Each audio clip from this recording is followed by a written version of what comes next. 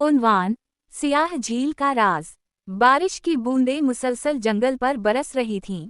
शाम के 6 बज रहे थे जब 19 साला इमरान अपनी दोस्त हिना और कजिन फैसल के साथ एक पुरानी जीप में बैठकर सियाह झील की तरफ रवाना हुआ।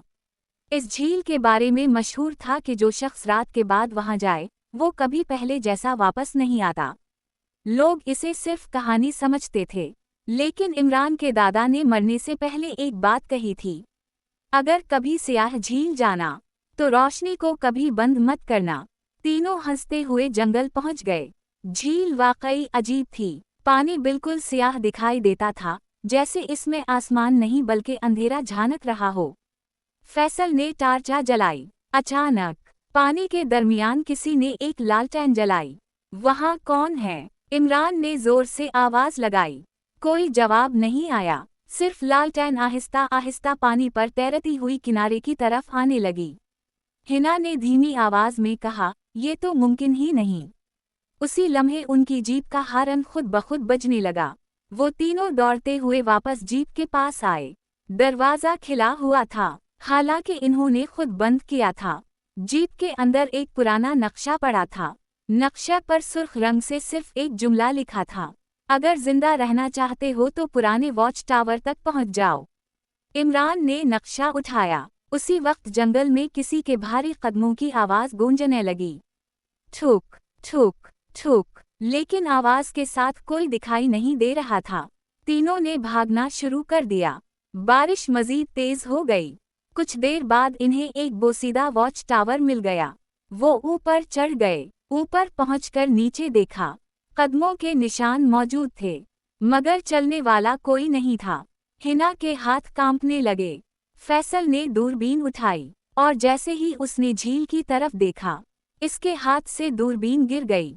वो, वहाँ हम खड़े हैं। इमरान ने फौरन दूरबीन उठाई।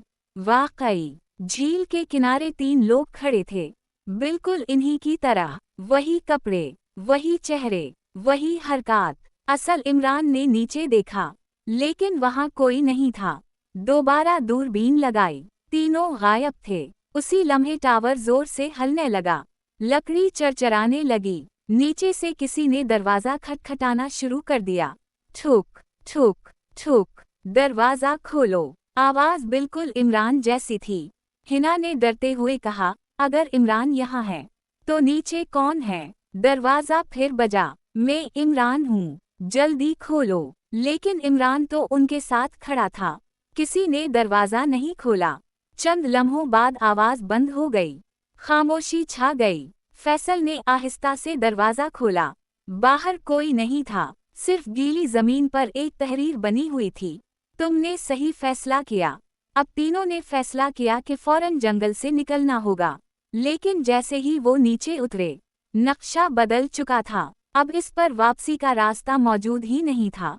हर रास्ता दोबारा झील की तरफ जा रहा था। जंगल जैसे इन्हें बाहर जाने ही नहीं दे रहा था। रात के 12 बज गए।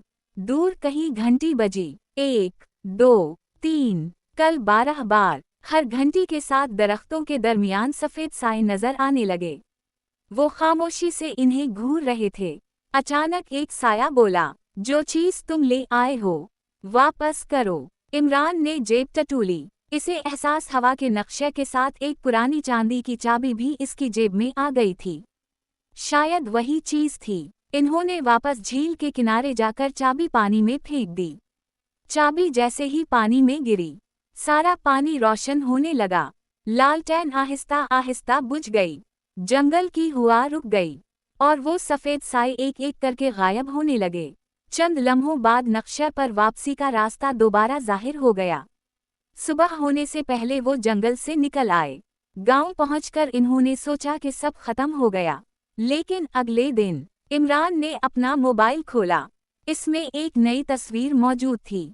वो तस्वीर किसी ने नहीं खींची थी। इस तस्वीर में तीनों दोस्त रात को सियाह झील के किनारे खड़े थे, और उनके पीछे एक लंबा सियाह साया मुस्कुरा रहा था।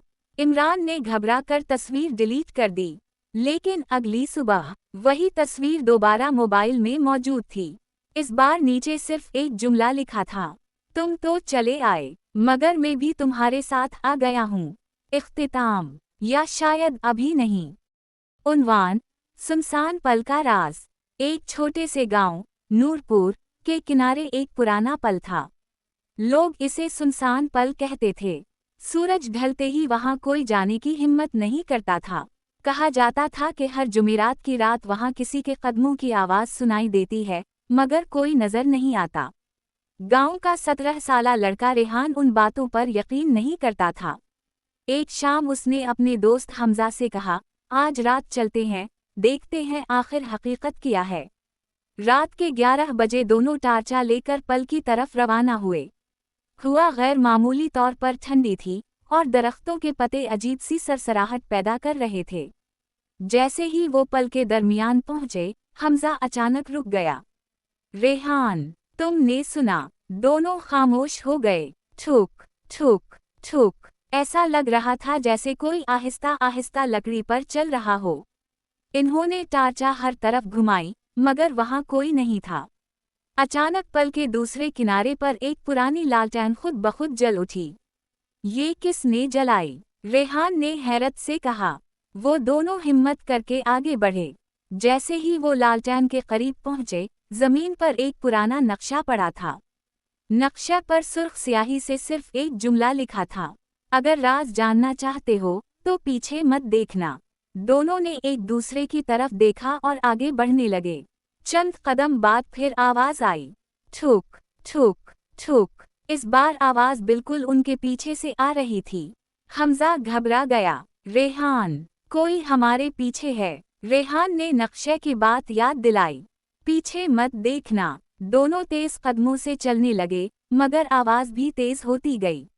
आखिरकार हमजा खुद को रोक ना सका।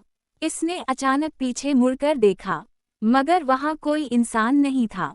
सिर्फ एक पुरानी लकड़ी की गुड़िया पल के दरमियान खड़ी थी, जिसकी आंखें आहिस्ता आहिस्ता सुर्ख होने लगीं। उसी लम्हे पल जोर से हिलने लगा। रेहान ने हमजा का हाथ पकड़ा और दोनों दौड़ पड़े। पल के आखिरी सिरे पर पहुंचते ही सब कुछ खामोश हो गया। जब इन्होंने दोबारा पल की तरफ देखा तो ना गुड़िया थी, ना लालटेन, ना नक्शा। अगली सुबह दोनों वापस वहां गए ताकि सच मालूम कर सकें। पल के पास एक बहुत बूढ़ा शख्स बैठा था। इसने इन्हें देखकर कहा, तुम दोनों खुशकिस्मत हो। 50 साल पहले एक लकड़ी के खिलौने बनाने वाला कारीगर उसी पल पर लापता हुआ था। लोग कहते हैं कि इसकी अधूरी गुड़िया हर उस शख्स को डराती है जो उसके राज तक पहुंचने की कोशिश करे। रेहान ने हैरत से पूछा, तो क्या वो सब हकीकत थी? बूढ़ा शख्स मुस्कुराया, मगर कोई जवाब दिए बगैर वहां से चला गया। रेहान ने नीचे देखा तो उसके कदमों के पास वही पुराना नक्शा दोबारा पड़ा था। इस पर इस बार सिर्फ एक नई सतर लिखी थी, अगला राज तुम्हारा इंतजार कर रहा है। और जैसे ही रेहान ने सर उठाया, बूढ़ा शख्स गायब हो चुका था। सिर्फ दूर कहीं से फिर वही आवाज गूंजी, ठुक ठुक ठुक, इख्तिताम या शायद अभी नहीं।